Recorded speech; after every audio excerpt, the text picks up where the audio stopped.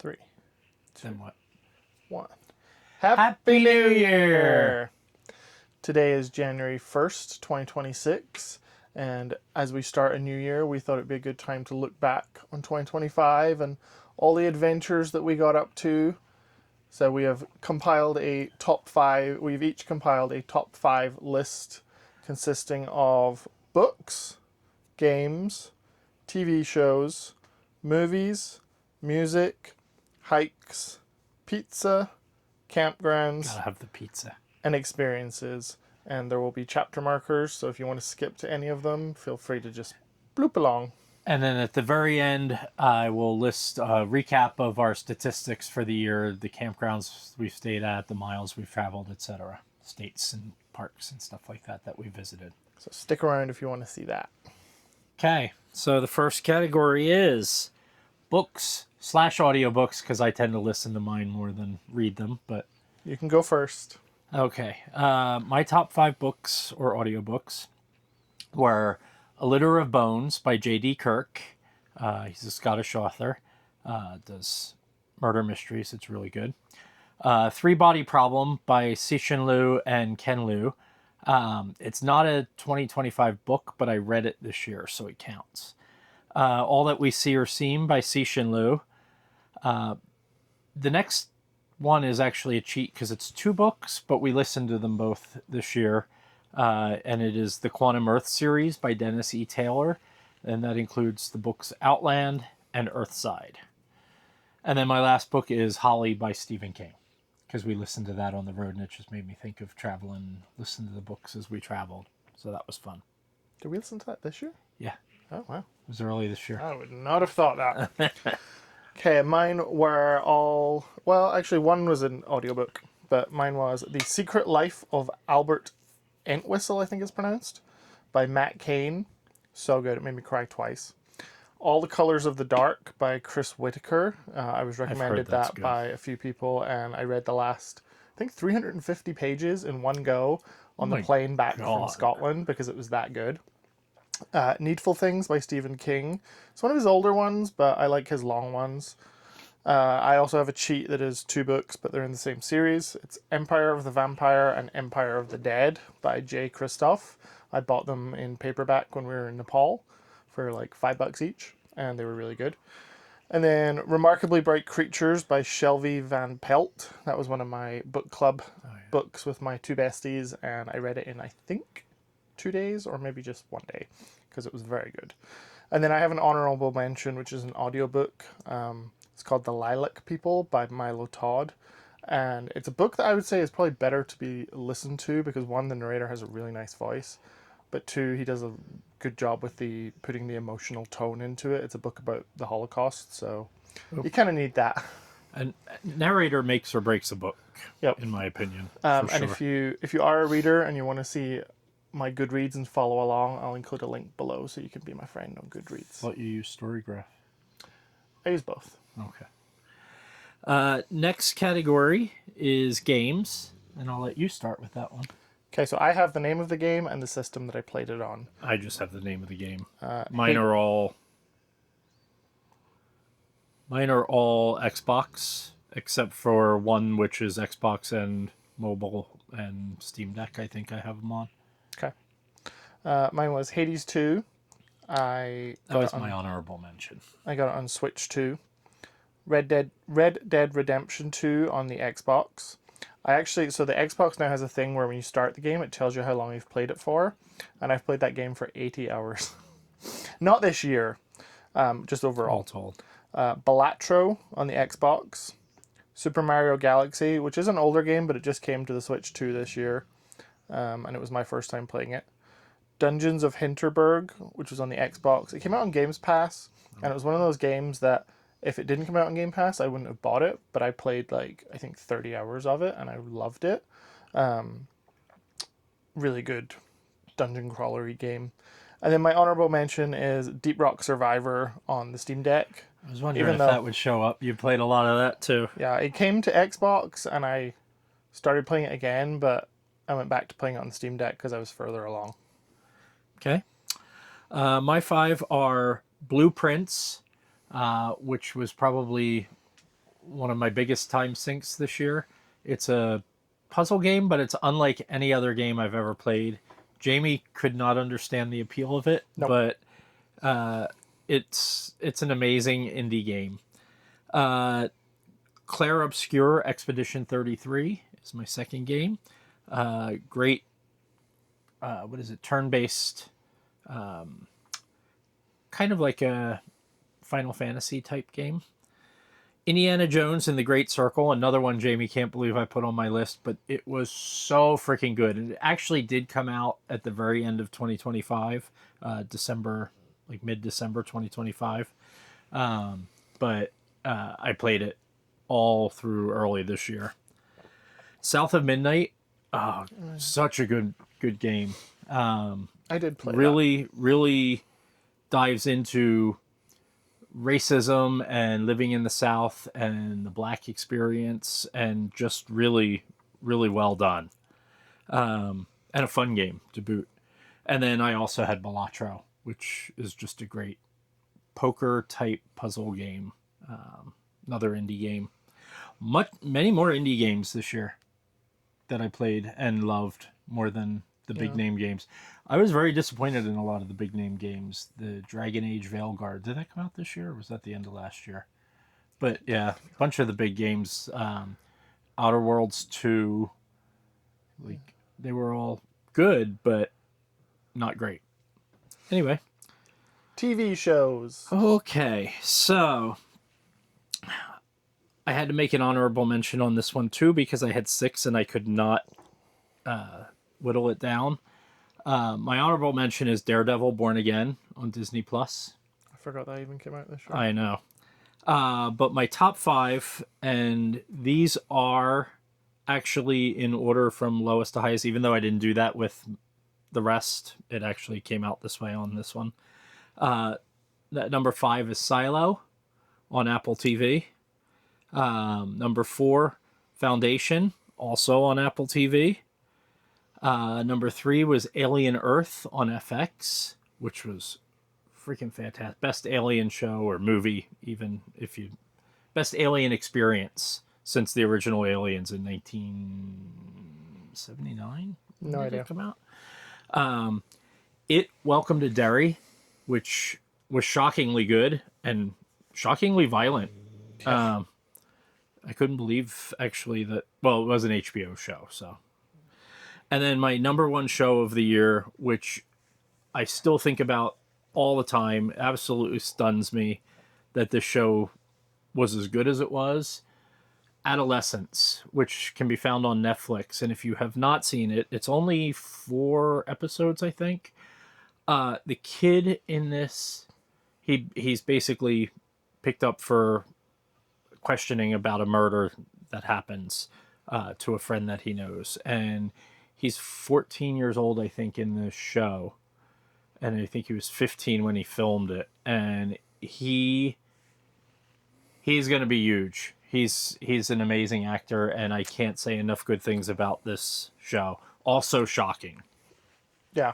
And so that was also on my top 5. And to piggyback on what he said, the story is really good and very emotional and well written, but it's shot, the 4 episodes are all 1 hour long, and they're shot in real time in one shot, one take. And so technically it was amazing. As someone who has done video work, seeing it was fun to watch and work out how they were doing things. So I liked it for that reason. In episode 2, there is a drone shot that is just stunning, and like, it looks like it is not possible, and I watched how they did it, and I was just like, these people are so clever. So yeah, I have Adolescence, Andor, which is on Disney Plus, which is the prequel to Rogue One. The second season just came out this year. The first season came out a few years ago. The second season is split into 4 years. Every 3 episodes are a 1-year time frame, and then it jumps forward. The final episode, especially because you know how this ends, it's just, you would think that would make it boring, but it does not. I know that would be on my list, but I did not yet watch it, so... Get on that. I also have It, Welcome to Derry. I love the book and the movies. I wasn't very interested in the TV show because I just thought it was a cash in, but it wasn't. I liked it because the true enemy or villain of the show is not even really Pennywise. It's more racism, which I thought was really well done. Apparently, they're doing a second season. I'm kind of a bit iffy on that because I thought it was a perfect one season and done, but we'll see. Nobody Wants This, which is the Kristen Bell and Adrian Brody? No. That guy from the OC. It was the second season. It's just like a very cozy rom-com-y kind of show. It's on Netflix. What was the name of it? Nobody Wants This. Never seen it. It's good. And then I also put on there Heated Rivalry, which I was surprised was not on yours, although you've only watched 3 episodes. I've only watched half of it so far. That is such a good show. Oh my gosh. I was hesitant to watch it. He did not want to watch it. Because everyone was going on about how steamy it was, and I was like, I have no interest in these two twinks. Twunks. But then I watched it, and actually, like, the emotional connection of it is more what I like about it, especially at the end of season 5, I was bawling. I haven't even finished it, so that's how good it was. And then my honorable mention was Stranger Things, which we haven't watched the finale yet. Yeah, I was debating about that because I did love the whole beginning that we've seen so far. I mean, there are some things that I'm like, wait, what? But I don't know how it ends, and I don't want to put it on this list until I know how it ends. Same with Heated Rivalry. For me, I don't really care how it ends. It was more just about how it was just like this moment in time and this like cultural phenomenon. And let me rephrase that. Game of Thrones was a great show until it ended.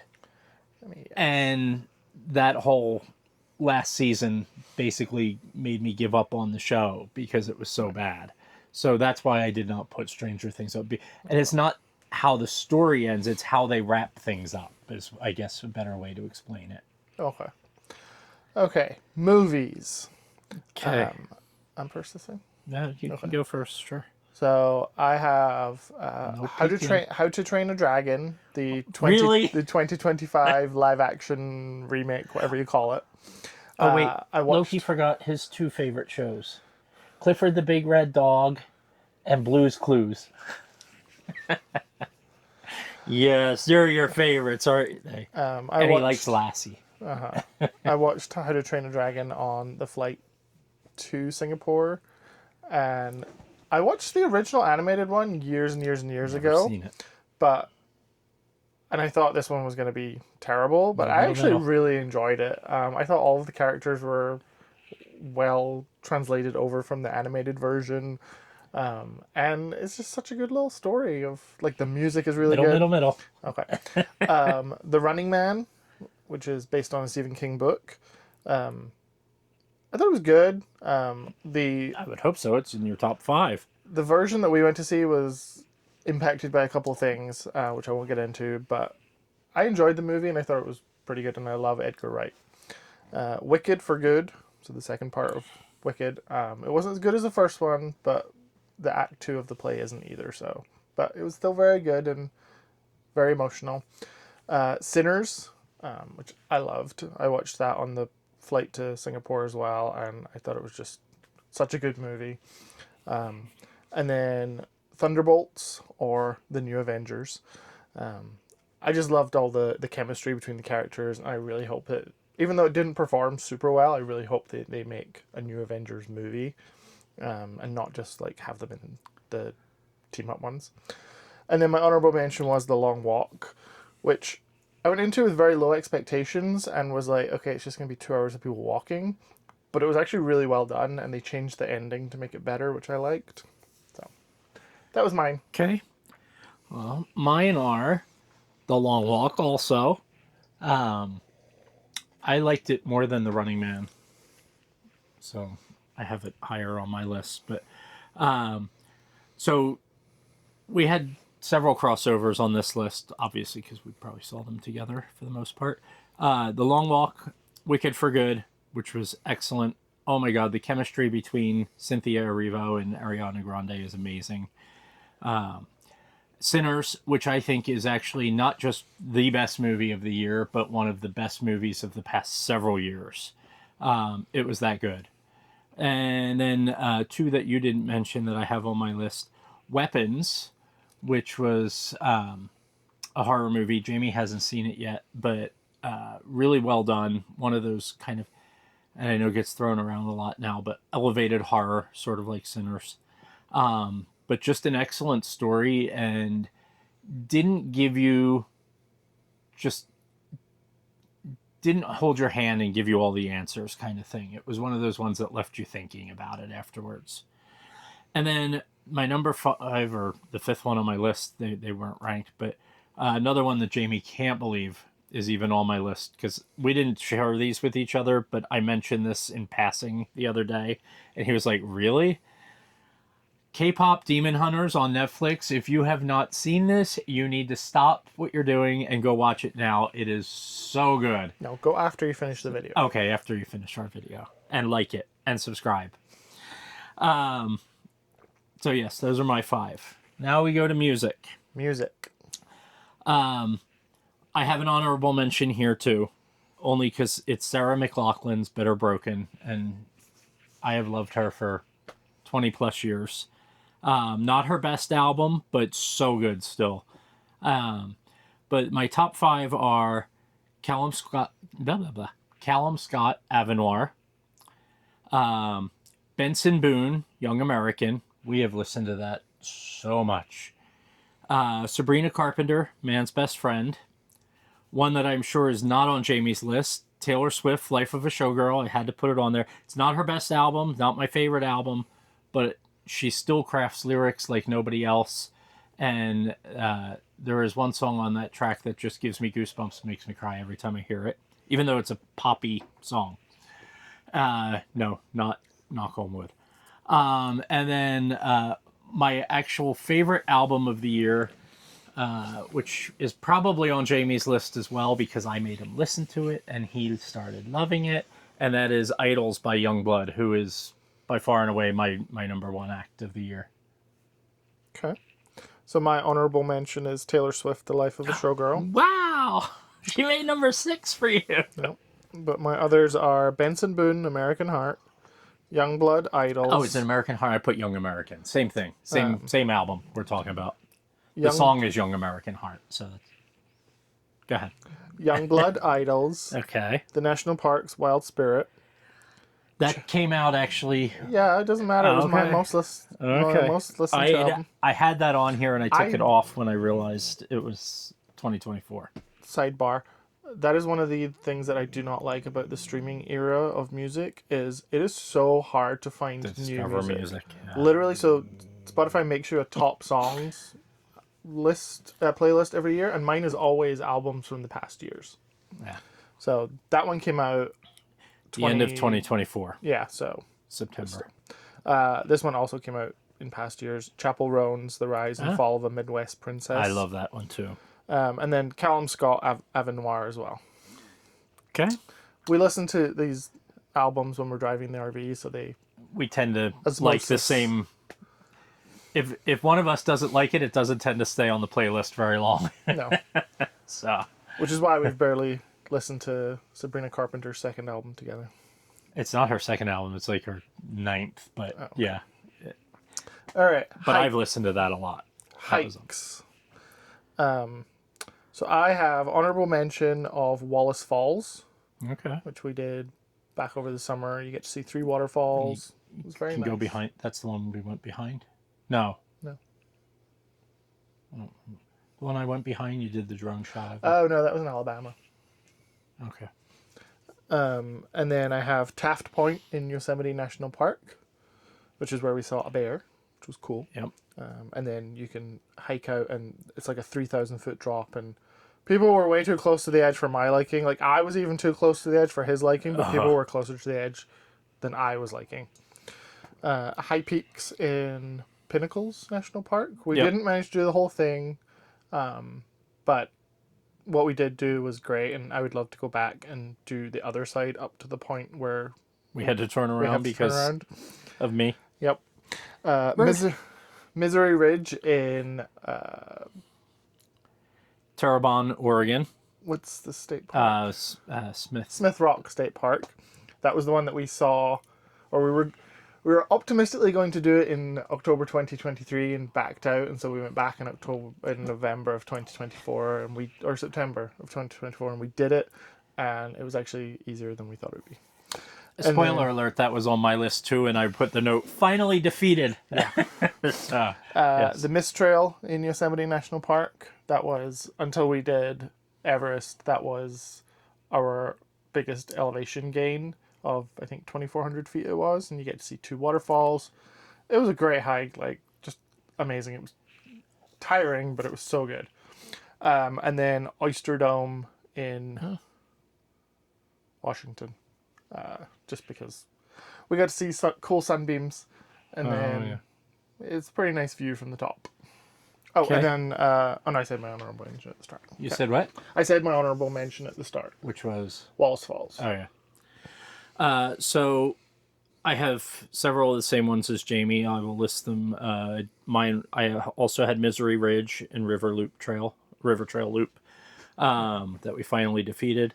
I also had the Mist Trail in Yosemite, where you see Vernal Falls and Nevada Falls, assuming you do both. And then you come down the other side on the John Muir Trail. I also had...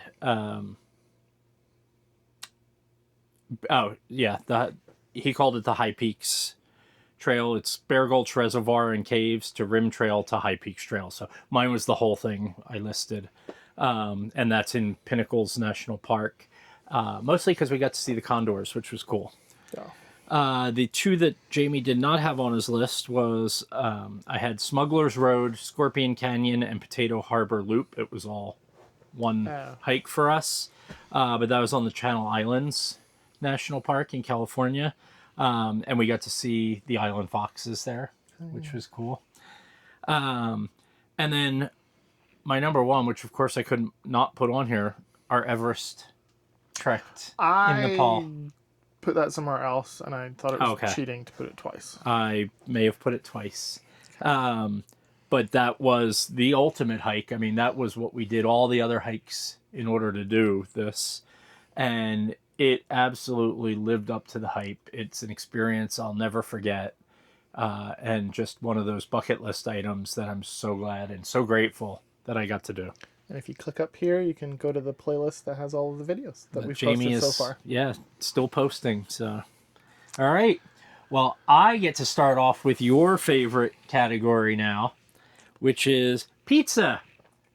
Jamie loves his pizza. We should probably do coffee and ice cream too, since those are the 3 things we do in most places we go. But my top pizzas, and I do have 6. I could not narrow it down to 5. It's not even an honorable mention. They're all 6 of these fantastic pizzas. Okay. So Bar del Corso in Seattle, Washington, which is one of our favorite go-to places when we are back in Seattle for the summers. Palo Mesa wood-fired pizza in Arroyo Grande, which is right outside Pismo Beach in California. We've been there twice now on 2 different occasions. We've made it a point to stop there because the pizza is so good. And we met my cousin Laura there the last time we went. Hi, Laura. Tutabella in Issaquah, which we went to for the first time over the summer, and that was really good. We went there with our friend Rebecca. Hi, Rebecca. Doing shout-outs here for everybody. Apparently, everyone gets a nice Terramar Brewing in Edison, Washington, which is a pub bar that we went to with our friend Jack. Not saying hi to Jack. But his friends own it, and that did not color our opinion. It was actually, that pizza was fantastic. And then I hope I'm pronouncing this correctly, Radico Brick Oven in Little Rock, Arkansas, which was one of Jamie's favorite. Was that? It's Reduno. Oh, it must have autocorrected. Okay. Yeah. Reduno Brick Oven in Little Rock, Arkansas. Must have autocorrected in my notes here. And then finally, Carlson Block in Wilkesson, Washington. I think I've covered all of Jamie's favorite pizza. Yeah, literally mine are so Tutabella in Issaquah, Yep. which I will put a note. We arranged to go there because it was I think it was like halfway between us and Yeah. Rebecca or something. And I was like, because they have their frozen pizzas in Costco, and so I was like, oh, I think it's a chain. I think there's a few of them. Yeah. And I was like, my expectations were very low, which sounds rude. It was actually really good. But their pizza was actually really good. And I'm mad that we can't buy the pizzas from Costco because our microwave is not big enough. Reduno, Brick Oven, and Little Rock, Arkansas, I had the jalapeno popper pizza, which, based on, the stereotype of who eats jalapeno poppers, I was thinking it was going to be very low expectations, but so good. Palo Mesa Pizza in Pismo Beach. Yep. I get the one that has arugula on it, and that makes me like to pretend that it's healthy. Bar del Corso in Seattle. Yep. And Carlson Block in Wilkesson. So we drove 2 hours to go there. We met Stephanie, our friend. Hi, Stephanie. For my birthday. And I have followed Carlson Block on Instagram since, I think,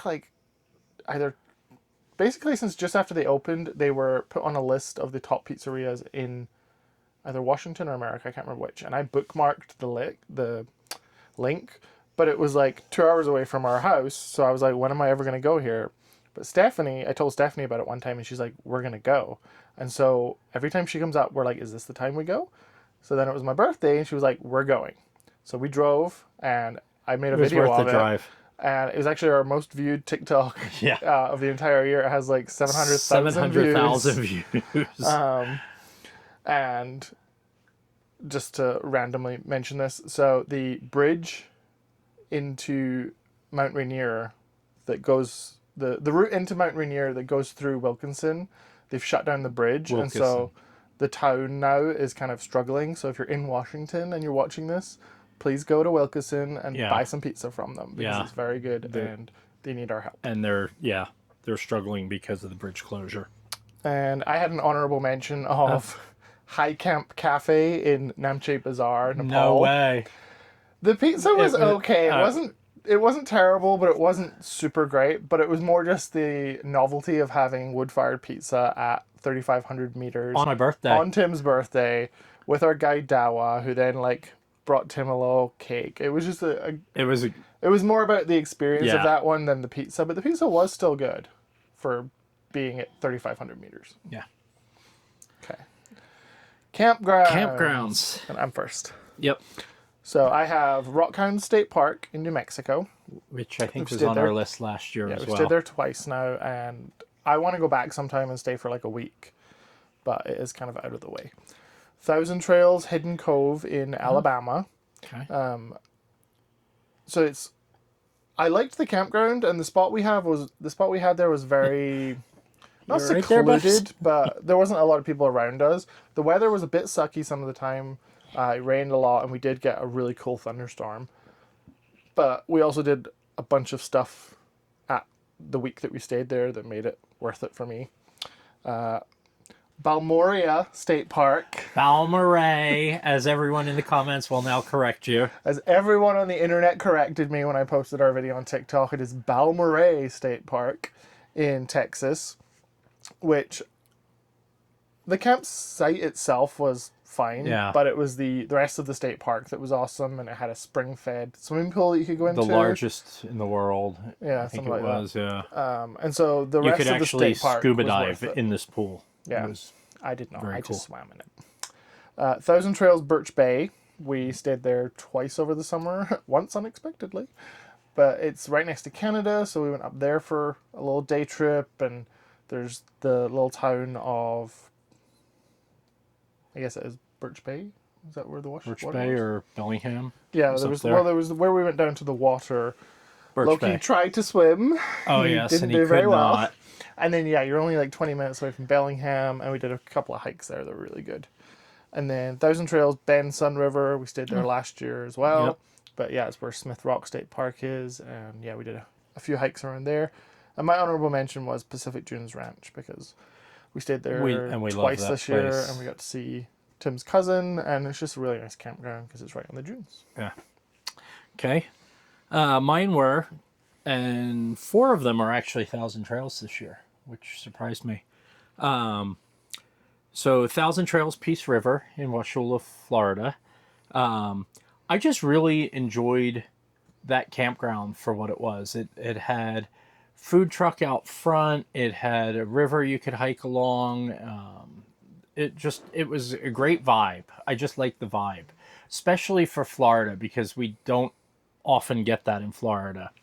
The next one on my list is The Point at Emigrant Lake in Ashland, Oregon. And there weren't really any amenities. They had bathrooms and stuff, but I mean, no like shuffleboard and miniature golf and all that stuff like we normally see. But the scenery there, you actually are on a point that sticks out into the lake, point of land, and it was pristine condition. They kept that park so beautiful. It's a private campground, but it was amazing. Look, he's enjoying his little chin scritches there. 1,000 Trails Palm Springs in Palm Springs, California, which is one of my favorites. Mostly, I like the park. I really like the surrounded by mountains and these tall palm trees and the sunsets and sunrises there. But I also just love the convenience of being near Palm Springs. And I love the Palm Springs area, which is the theme here for a couple of these. 1,000 Trails Birch Bay that Jamie mentioned in Birch Bay, Washington. And then where we are currently stationed right now, 1,000 Trails Verde Valley in Cottonwood, Arizona. We stayed here once last year. Last year? Yeah. The year before? Yeah, last year. And it was okay. We were tucked down a little bit further down the road. The campsite we had access to the river, or right by the access to the river, which was kind of nice. But it was just okay for the time. I don't think we were here that long. This time we're here for 3 weeks. We leave tomorrow. But I absolutely, and we haven't taken advantage of the amenities. They do have miniature golf. They do have a clubhouse, blah, blah, blah. But I especially love this spot that we're at.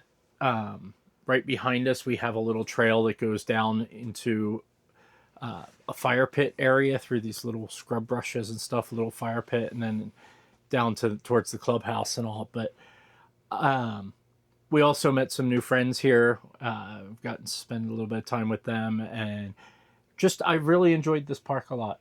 And I love the Sedona area, which again, a common theme for my choices is the areas that we're in, because my runner-up would have been Pio Pico Preserve in Hummel, California, which is just outside San Diego, which is yet another area that I love. Okay. And then finally, experiences. So I'm going to start at the bottom and work my way up, because these are also in order from least to most, although they were all amazing experiences. My number 5 is going to Scotland for cousin Holly's wedding. I feel bad that that's not on my list. Oops. Ooh, Holly. He is in trouble. I just love going to Scotland for weddings. I love going to Scotland anyway, just to see Jamie's family. Let me make sure I point that out. But especially weddings, because we get to see all the family all together. And Scottish weddings are just a blast. If you've never been to one, it's so different than an American wedding in so many ways. But it's so much fun, and I love doing that. And if you want to see my cousin Holly's highlight film, you can click right here. My number 4 was appropriately visiting 4 new national parks this year. We visited Congaree, Mammoth Cave, Channel Islands, and Pinnacles, which I thought we visited more, but apparently not. We revisited. We revisited some as well, yeah. But that was great. I love visiting new national parks. Make more, USA. The number 3 one was Paynes Prairie Preserve in my Canopy, Florida, which is where we got to see wild horses, alligators, what we think was a bison, Bison butt. bison butt. It was just, I mean, and especially the alligators when we got to walk out, like, not in a secured area. You just got to walk out along the canals, and it was hundreds of alligators. Some as close as from me to the camera right now, which is maybe like 6 feet. My number 2 was Everest Base Camp Trek, which I'm sure Jamie's surprised it's not number 1, but I've already mentioned that was the once in a lifetime experience.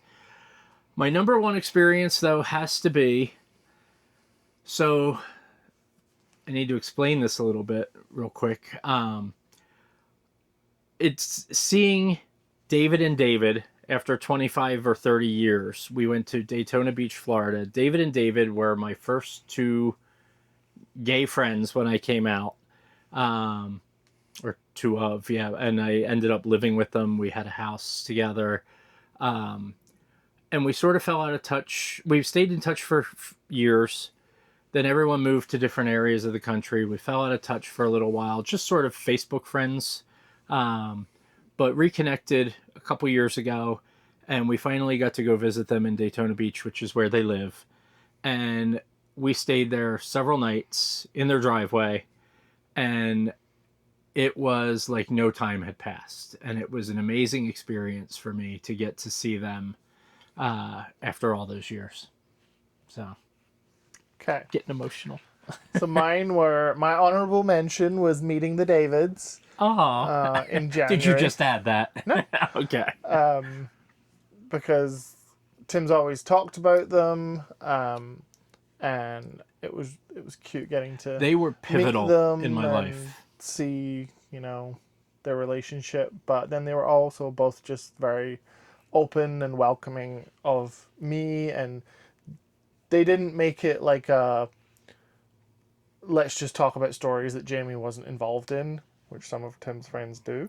Now. So it was nice to feel like even though they were friends, I was being added rather than just part of the scenery. Yeah. And then for the rest of mine, I had birria egg rolls, which was in March. That was a good experience for sure. So in March, we went to a supermarket in the middle of nowhere, Alabama. Supermercado. Yeah, and got Mexican market. birria egg rolls. And you might be wondering why we did that. Because in sometime when we were living in the house, so 2 years ago, I was scrolling on TikTok and there was this guy who came across my feed who was eating birria egg rolls in his car. He said that they were the best things he'd ever put in his mouth, and he said where they were from, and I googled it, and I believe it was Huntsville, Alabama, and it's like northern Alabama. So we had gone across the bottom a couple times, and I was like, we're never going to be near this. And so when we were staying at Hidden Cove, I looked up where this place was, and it was 2 hours away. 2 hours. I think. I was like, there's a theme: never, pizza and your birria egg rolls. Like, we'll we're drive never 2 gonna hours be closer for. than this. Let's go. And so there was a hike that we did nearby that was really good, and then the birria egg rolls were our Type 2 fun. Type 2 fun reward, and they were so good. And the fact that the best Mexican food we've ever had was in rural Alabama. My top food experience of the year, my mind. actually. But if you are near Huntsville, Alabama, you should go. Jamie will link it below. Yep. I also put the Gators at Paynes Prairie, which was in February. Just really cool getting to walk, and they were just right there. And you're just like, ooh. Kayaking at Congaree National Park. Okay. This was probably more of an experience for me than it was for Tim because you didn't fall in. But it was just really cool. We got to see a bunch of snakes and a lot spiders. Of snakes, which Jamie feels much more comfortable around now. Yep, because I know how to differentiate them. But yeah, the water was higher than it normally is, I think, and so we got to go into one of the areas where it's like you're in amongst the trees, which was really cool. And then Yosemite National Park, going back again. Yeah. We went in 2020 for a day, but this time we went for 3 days, and we got to do so much, and it was just great. It's my favorite national park, and I can't wait to Next go time back. I'm booking for like 2 weeks. Yeah. Yeah. And then my number one was Everest Base Camp Trek, There you because go. even though I didn't want to do it, it was still an accomplishment and something we can say we've done. And the Bucket list views item. were pretty beautiful. It was exhausting and tiring, and I'd never want to do it ever again in my life. But I have all the photos to look back on and be like, wow, these were just amazing views. So So that was mine. I put Everest on my list for experiences, but just real quick, one of the experience, Jamie mentioned the pizza birthday dinner with the cake and all. That was part of it. Hiking with Dawa and his son on the way back. That was amazing because his son, Choo Choo, is adorable and such a smart kid. And absolutely adored Jamie. Like they were holding hands and almost sitting in your lap pretty much at one point. Sticky little hands. But also, my friend Rob that had passed, I found out while we were there.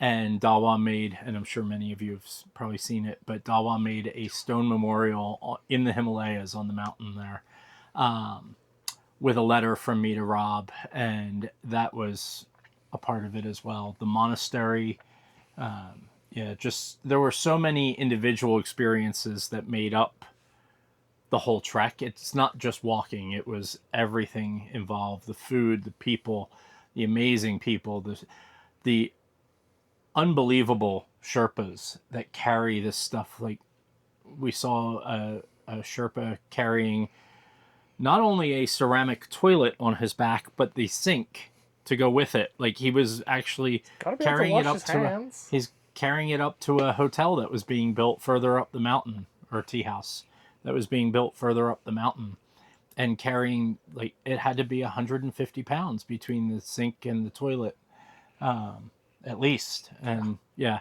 but all of those experiences made up the trek. But any one of those experiences individually could have been on this list. Yep.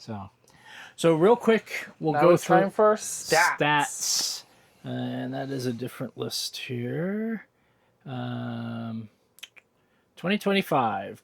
So this now completes our second full year on the road. We left in December of 2024. 2023. Sorry. So 2024 stats included part of that month. But this is January to December 2025. Number of campgrounds. 1,000 Trails campgrounds. We stayed in 41 campgrounds. Some of them are repeats. I don't weed them out because we do stay there. And I'm counting the total nights. So 41 campgrounds throughout the year for a total of 68,000 Trails campgrounds. Again, some repeats. We stayed 279 nights in 1,000 Trails campgrounds for a total now of 466 nights.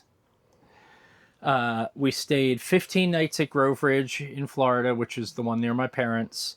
That was in 2025 because we got there in 2024 in December. We stayed, but we stayed till January 15th. Yes. January 1st to January 15th. That brought us to a total of 135 nights at Grove Ridge. So that's a lot. Yeah. We did 0 dispersed campgrounds or boondocking this year, which, funny enough, was what we said we wanted to do more of last year.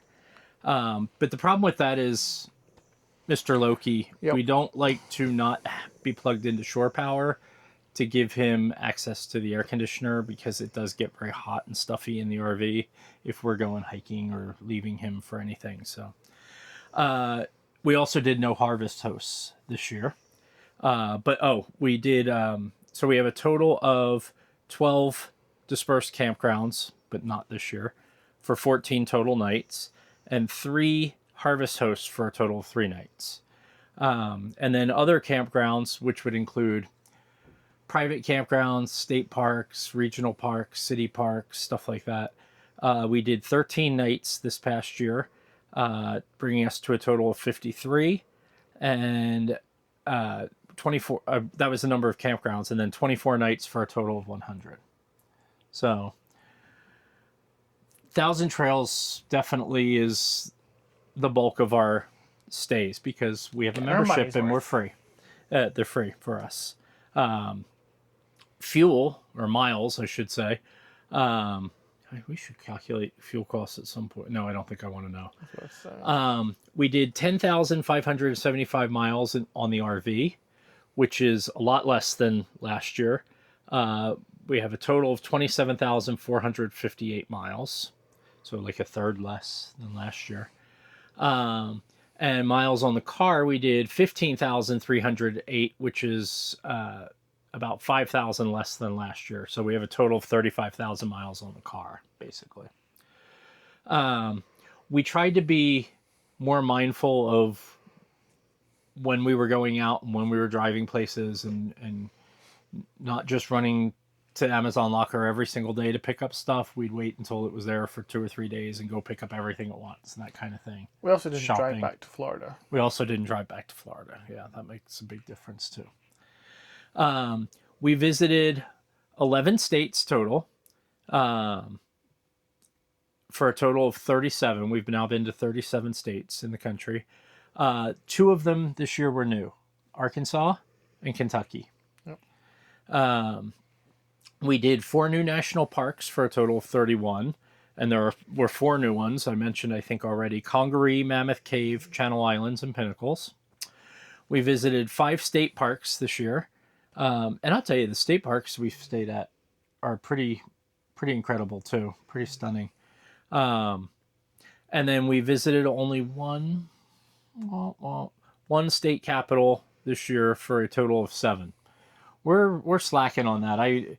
I need to get better at planning our routes for stuff like it's rare that 1,000 Trails are near them. A state. Yeah, and we would have had 2 this year. We could have gone to Little Rock, but on the day we woke up and we were going to do that, I was you were not poorly, well. Yeah. So we didn't, and we had to leave that day. So that's our 2025 year in review. Yep. Hope you enjoyed traveling along with us and seeing all the crazy things I make Jamie get up to. We should talk about what's your goals for 2026? 2026. My goals for 2026. One of the things we talked about, and we are so far succeeding, is to be more social with people while we're on the road.